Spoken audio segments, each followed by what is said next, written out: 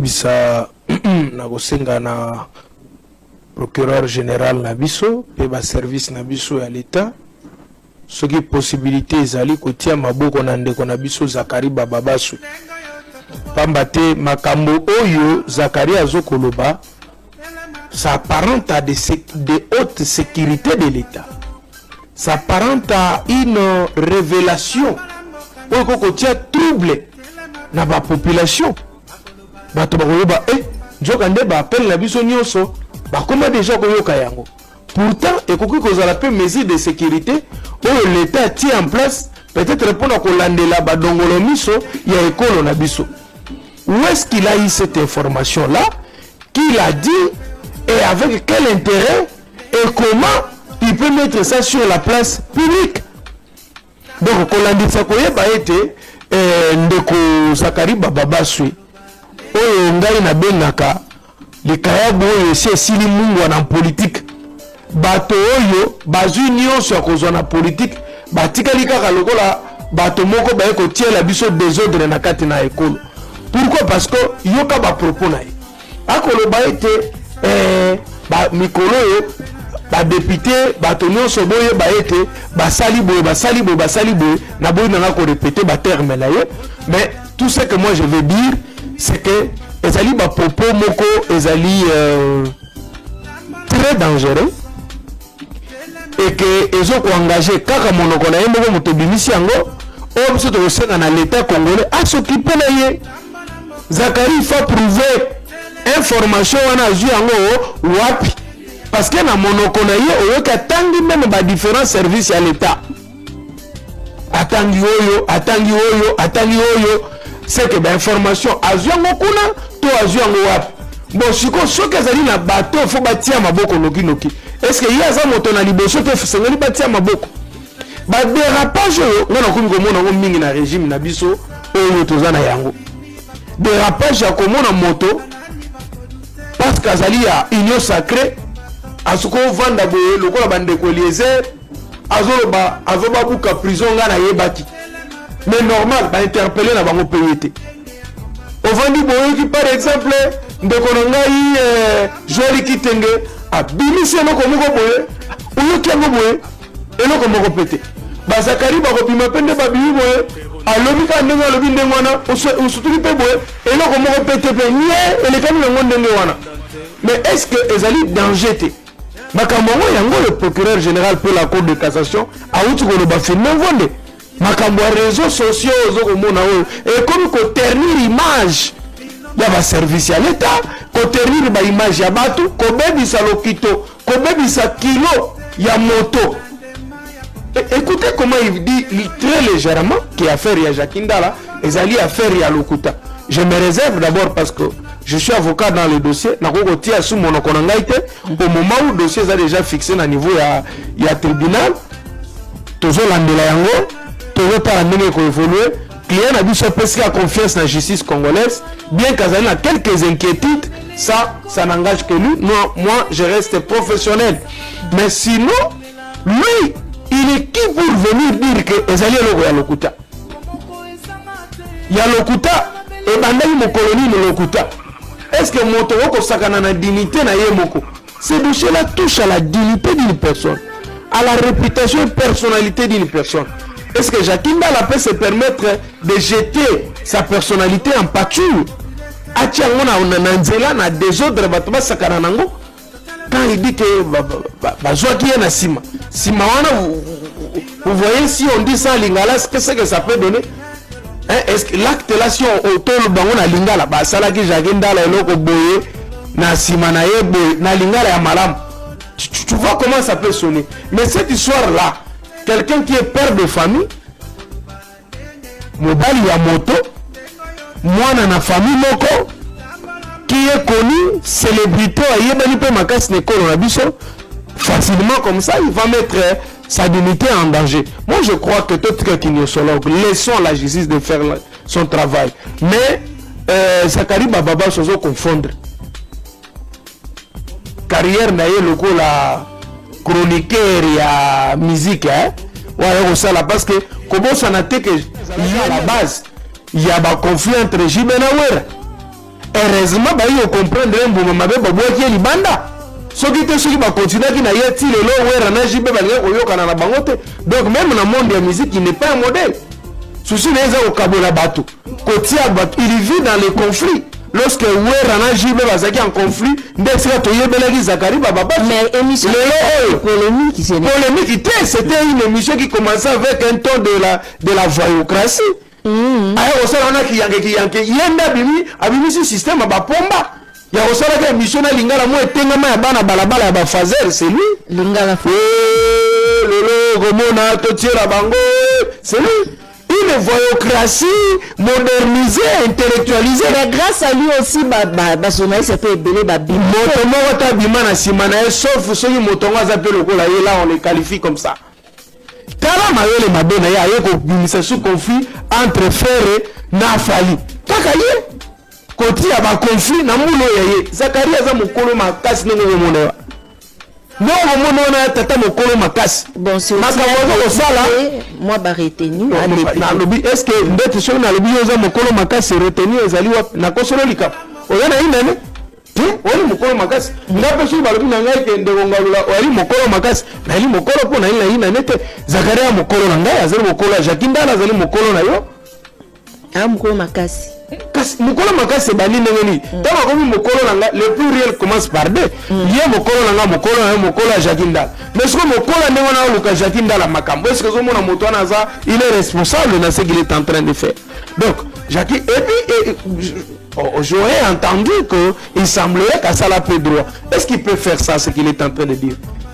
Donc moto yo mona créer quand même chaîne na yeba yo benga celui lingala facile.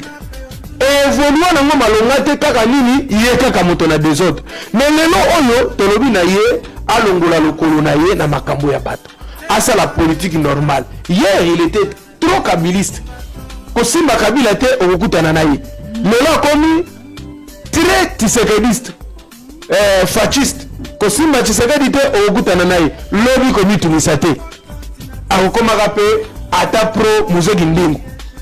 Il suffit que Muzeki Ndingu comme autorité moko boye non ye baninga na ye okosana bango ba débat ezali ba Muzeki Ndingu ba manike balite ya kanda ba Jael soki nani bano ya ba tiktoker po ye ba tiktoker avec influenceur ya TikTok biso za ba influenceur à TikTok il doit être responsable de ce qu'il est en train de faire parce que il est totalement ridicule que ye na mbula na ye député provincial, l'ancien député national, de se comporter de cette manière.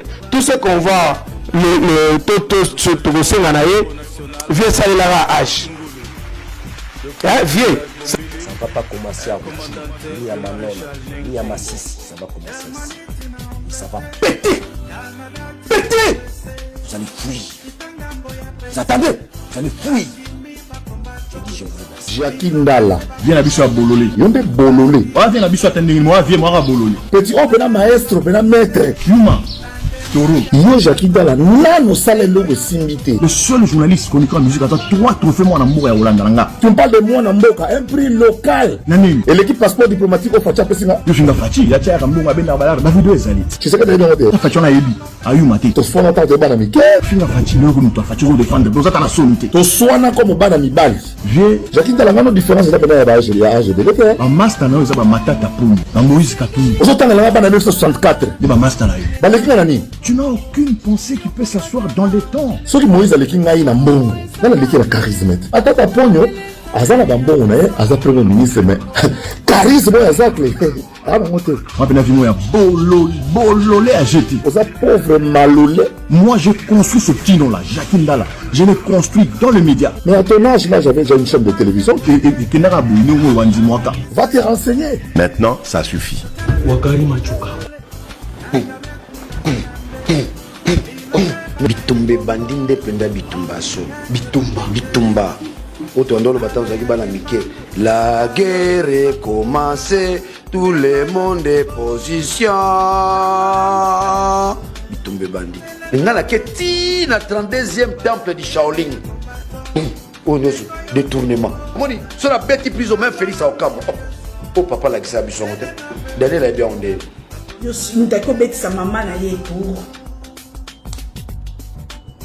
yo ngolande la vie na ye pour comprendre le pourquoi du comment yo pe la musaki journaliste wana ponda kwana ya kitambo za noka moko wana otonga ondeni kasi poso na musaki journaliste mutoko voyager te akoke ba poto te akosa nini te yo siko sa nini pozwa otonga o wana otonga boni molimo contrôle boni buzoba na yeso ke na rebulo kwa sisi komba babanga ko nani yeso ke na rebulo kwa sisi komba babanga ko yangwana ilunga beta yo penza a ridiculiser yo okokolo bate ilunga abeta yo na tina poso buzobeleki na mutu so zipa yo ondima te okokolo bate ilunga tatola yo na aéroport ba tatolela wapi na aéroport ozo un bon gifle ilunga parce que ilunga mukusa matiro ba makolo tan okokolo bate okanga munoko mbamba okanga mbanga mbala moko ba suma ba faire rigola te banda ilunga tatola mbata o ba suma ba faire rigola te yo fo ba beta ko yo va beta ko moni banda ilunga corrija o abeto un bomba abeto no koto ba ko beta mutu te un bomba o ma ridicule soi-disant honorable médecin mo pe ya mu pousser à rata ya bébé ya joli bébé atatolo un bomba dans l'aéroport okoko bato comme qui est point osé logo te na Congo tout le monde est congolais. Lobby, osaki de pester, lobby osaki n'a pas perdu au fin fachi. Rien ne prouve que les gens qui fachi azal sous-souté aux zones que le finir parce que zandenge na yo. Toi personne ne peut te faire confiance, monsieur. Personne ne peut te faire confiance. Comment ils sont au-dessus de tout le monde? Bon, ça débat ya politique. Nous ta fille, tu es malheureux. Oza mali yondo oza malere mutu mususu bomi aviva na matembele ali bomi matembele ke soso na ngongo na pasi ndeti yo soso fo jalelo yo okumisa biso a comment oza intellectuel oza kina ce qui peut na wana o basala na tango mutu otambola na bana mutu mais jakinda la pe muta ipen kalwa yo abibo sa deba na makambo ya classe yo kino komna mambo finga ndeni jakinda bon tu n'es qu'à prendre une peine par professeur en moko il y a aussi ceux qui fait 5 ans vailler ceux qui fait 7 ans vailler il y a aussi ça aucun débat il y a ma classe au commun na makambo il y a ma finga to comme kuna ndeni soi-disant honorable sous désolé bino nde mutu bosilisi qui député Valère bayo oyaka na fimbu na parlement esuka wapi fimbo yo yela biso suka wapi fimbo beta uti fimbo beta yo kokolo bate yo Daniel Safnande Eliezer ba suki sayo yo ko rentate soki olo bana batu ba répondre yo te babanga ko non batu mususu ba kola na ba valeur ba kola ba parents na ba éduquer bango très bien ba porta ka flambeau ya éducation na bango partout côté ba lekaka. Si toi, la personnalité te dit rien, il y a beaucoup de hommes, même de petits, il y a yo. Personnalité pour la est très important. Tu ne peux pas venir insulter les innocents. Namamba politique et papimbo mazalakate. Jacqueline Wibo na makambo ya classe yo betela biso tolwande yo 6 à 4 bosala débat okomi na kofinga omuki oyeba vie privée ya moto comment asalaka po réussir vie na ye bongo soki ateka makala nde toza na réseaux sociaux na même bajournaliste yango bozala basponsor avec un $100 moto loba okokoma na $5,000. Pourquoi olingo yeba vie na ye? En quoi la vie de Papi Mboma te dérange? En quoi? En quoi la vie des papiers Mbouma te dérange? Donc, yo, donc, mon papier Mbouma qui est France, après qui est Canada, monter mes souki yo. Parce que vous êtes jaloux, vous êtes aigris. Pour na yo, pas qui yo mokonde au réussir. Na kimna musala comment na ba jeune frère na yo ko réussir. Ozo ko avaler en gros, t'es jaloux, vieux jaloux. Même comportement que Kofi Olomide. Osez le côté. Osez le côté. Bati Joana Marambouakala. Le loto ya. L'autre ya. Ça ne va pas commencer à Rouchou, ni à Manono, ni à Massissi. Ça va commencer ici. Et ça va péter. Péter. Vous allez fuir. Vous attendez. Vous allez fuir. Je dis je vous remercie.